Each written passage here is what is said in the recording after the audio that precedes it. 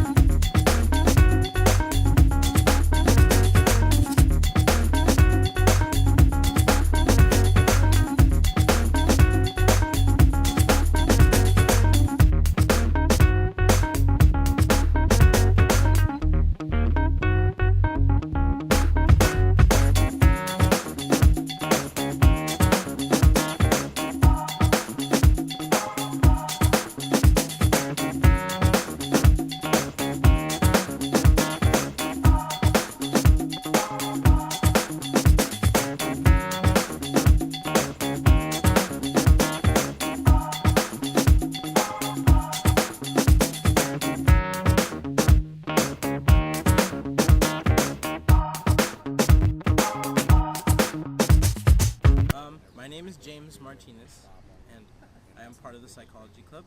And the THINK Event is basically an event to raise awareness about drinking and driving, because we know college students like to party. And I guess, we can't stop everybody from partying, but what we can do is try to help people make good choices and not drive when they're drunk, because it kills people. According to the Ventura County Behavioral Health, Alcohol, and Drug Programs Prevention Services Survey, of all Ventura County Community College District students responding to the survey, approximately half had consumed alcohol during the past 30 days. More than 1/4 reported binge drinking during the past 30 days, and almost 1 in 5 indicated that they had been binge drinking within the past 2 weeks.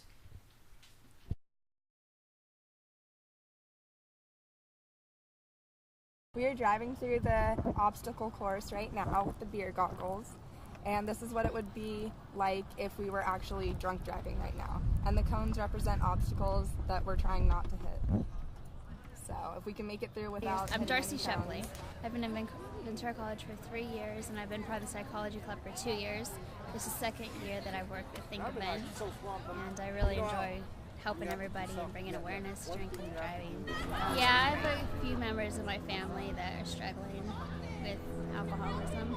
It affects me a lot, and it makes me not want to go down. Do you that not drink road. at all? No, I'm 22 years old. I drink occasionally, but I'm not one to go out and just get completely drunk to where I'm gonna make a fool of myself or hurt somebody when I hurt myself. Okay, spin around 5 times fast. 1, 2, 3, 4. Oh man, I'm already dizzy. Okay. Okay, the wheel's right here. I've been drinking too much. Don't. All right. Stay in between those cones. Keep it to good level. And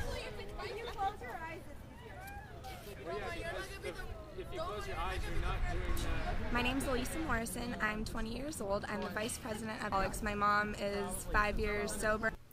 Alcohol use is a continuing problem on most college campuses, where nearly 73% of the students drink at least occasionally, according to the Core Institute, the United States' largest national statistics database on alcohol and drug use by college students.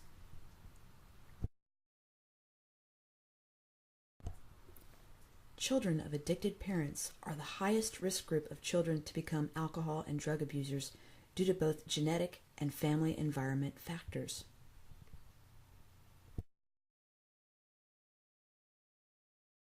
I realized that I couldn't help. my parent and my mom I realized that there wasn't anything I could do to help her. She had to do that on her own.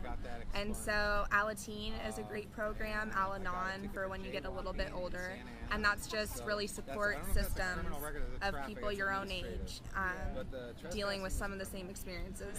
There's a whole bunch of meetings, like 12-step type of program, the codependency meeting, CODA, those are really good too. Codependency, I refuse to think I had it for a while, but it's putting, in my experience, it's putting others before myself, and so taking care of them when I think I'm also taking care of myself, but then really it backfires, and now I'm in over my head, but nothing else has changed. Still foolish. Oh, thank you. You're welcome. So when somebody orders a drink like a Bloody Mary, there may be 3 ounces of vodka in there. And so they're actually having 2 drinks, not just one. So if they've had 2 drinks while they were sitting there, they really had 4. And they're thinking they're safe, but they're not. So that's why we're trying to get you guys to think about the types of alcohol that you are, having, and then what drinks. Most people aren't functioning too good after you drink. Right? I know, right? Do you have like a little paper? That's what my boyfriend thinks. I'm like, no. It's important that maybe you have a conversation with him and say, hey, sweetie, why don't you think about, what you're really drinking in there? I do, but When you drink, what do you drink and where do you drink?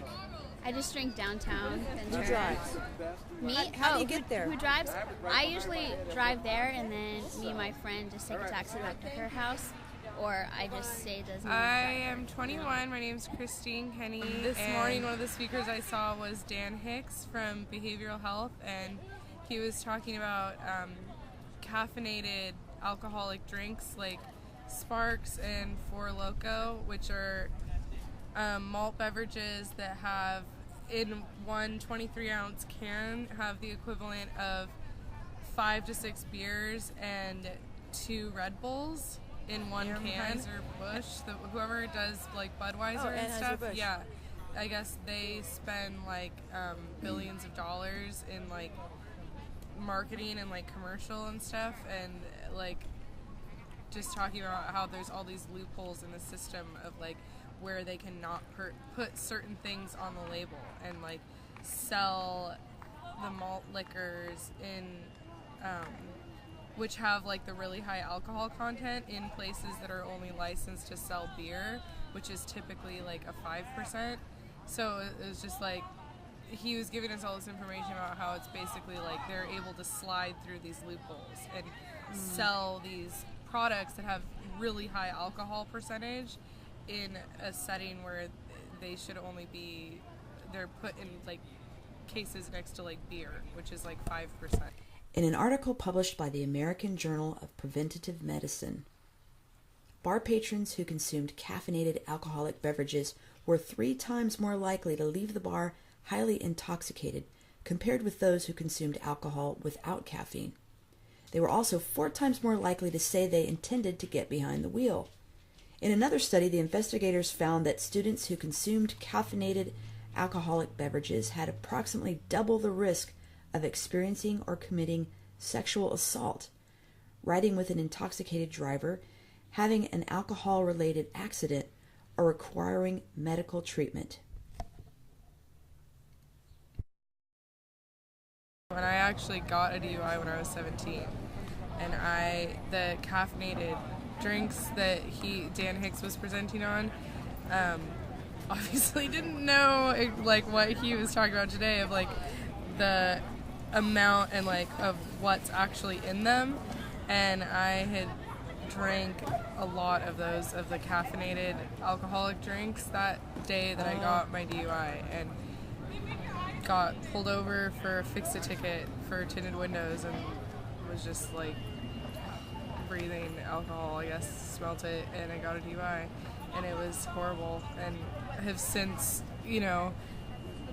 turned my life around, and, this event definitely, like the first time that I came to this event, it was, like listening to the speakers was definitely like an eye-opening thing for me, and was very emotional. Found 101 at Waukeechee. A CHP officer is down. CHP dispatch, we've got a vehicle fully engulfed in flame with just an explosion that occurred. there's a vehicle fully engulfed in an explosion. Please advise on the CHP officer. Yes, the officer is down and they can't find a pulse on him. He's off to the side of the road. Copy. Citizens advising officer is down. They cannot find a pulse. There's a vehicle fully engulfed. On December 7th, 2007, Officer Anthony Tony Pettiferi, an 11-year veteran of the CHP, a father of two and Ironman competitor, was critically injured by an intoxicated driver during a routine traffic stop. The driver of the vehicle pulled over was killed. Tony miraculously survived because he was an elite athlete. He was in intensive care for several weeks before being transported by air to a rehabilitation hospital in Colorado, where he spent several months. He has undergone numerous surgeries, even years after the accident.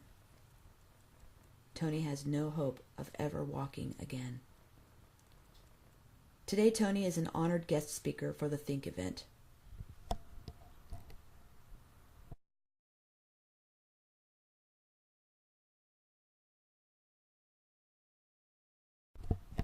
During the THINK event, members of the Oxnard College Fire Academy and the Ventura County Fire Department presented a Jaws of Life demonstration. The following images were taken by Dina Pillay, VCCD marketing specialist, during a similar demonstration at the Oxnard College Fire Academy graduation in 2010.